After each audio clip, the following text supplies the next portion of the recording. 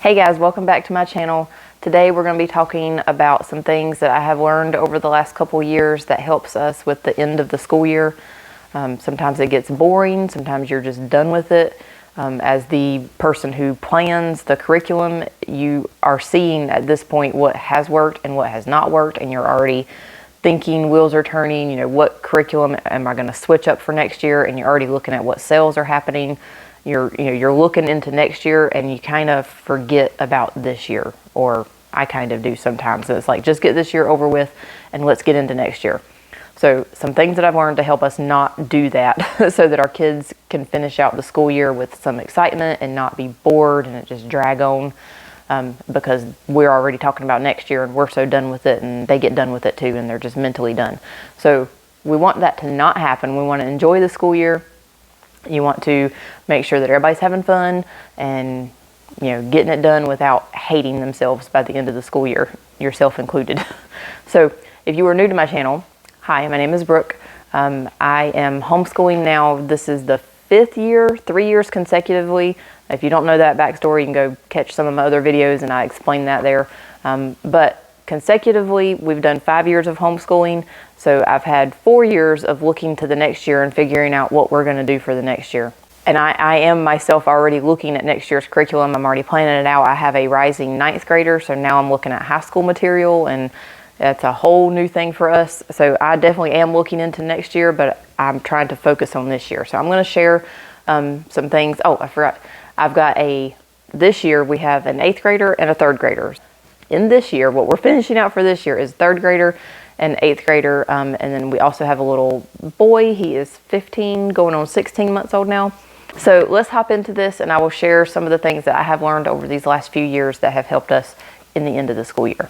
First, you need to figure out what your stopping point is going to be. Are you going to follow a calendar and have a set day that you end with? Some people will follow like their local public school calendar, and they take the same holiday breaks.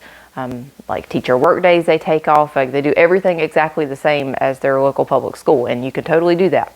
And they even use that last day as their end of day. So your kids can look at the calendar and say, we have 30 more days, 20 more days, and you can do a countdown to the last day of school. We don't do that.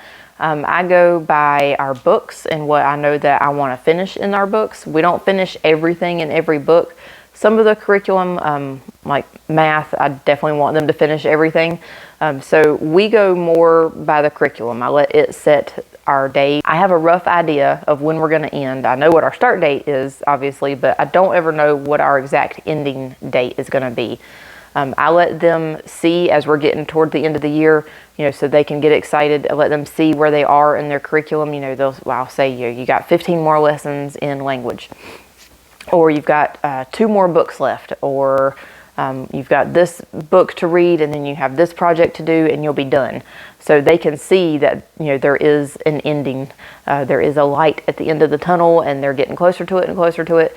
So they know that that is their ending point. When they finish their curriculum that I have set for them to do, it's done. When they get to that last book, that last page, that last test, it's done.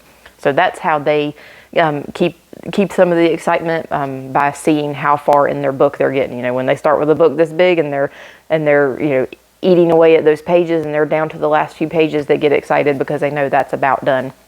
And we don't finish everything at the same time. They might be done with math. We try to end in May. I'm looking at the end of May for us. So they might finish all of their math curriculum the first week of May, but they still have a lot of science and history to do.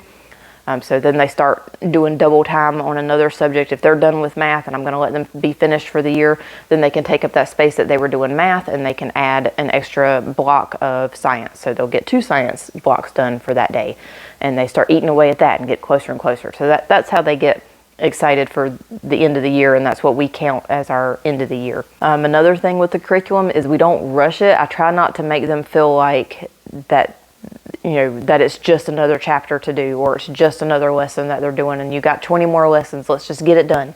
I try to make sure that they are focusing on it and they're keeping occupied with it. Like time passes quicker when you're busy, when you're having fun. So I try not to let them see that I'm just counting down the numbers.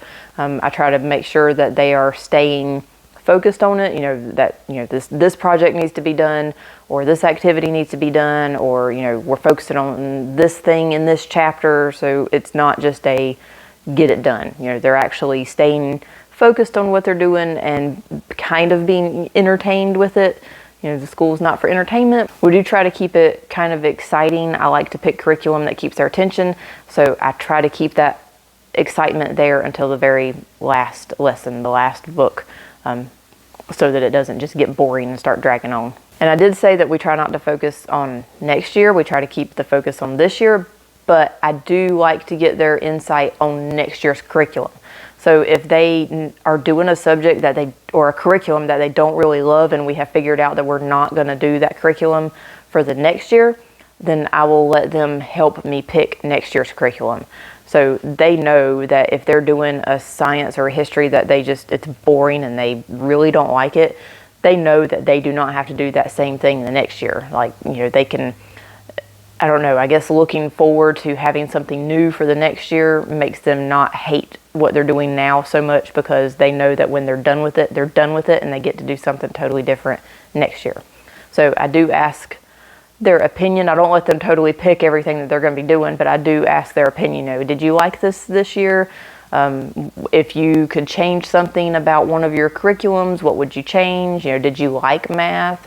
Was it fun? What was the least favorite part of your school year? And if they have a specific thing about a specific curriculum that they didn't like, and I can see that was hindering them from doing their best, or enjoying it and making the time pass quicker, then I will consider switching to a new curriculum, and I'll get their opinion on it, if that makes sense.